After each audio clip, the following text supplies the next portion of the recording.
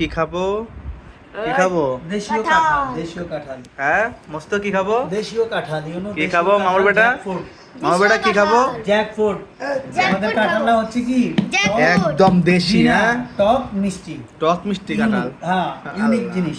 টক আমরা মিষ্টি কাঁঠাল সবসময় দেখি, ইউনিক জিনিস খাই। এটা ভাঙ্গেন দেখি টক মিষ্টি কাঁঠালটা কি অবস্থা। বিসমিল্লাহির রহমানির রহিম। বিসমিল্লাহ করে ভাঙ্গেন, একদম দেশীয়। উফ আস্তে। নাইস গাইস, দেখেন গাইস ভিতরটা কি? মাশাআল্লাহ। বিসমিল্লাহ এবং চাউলা। হ্যাঁ, বিসমিল্লাহ। ধরো। মুখে দেন আমার বেটা, মুখে দাও। ও আমরা এখন সেই মিষ্টি।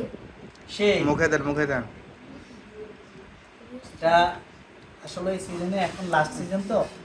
অস্থির অস্থির। চাল্লা কাটা না, হ্যাঁ।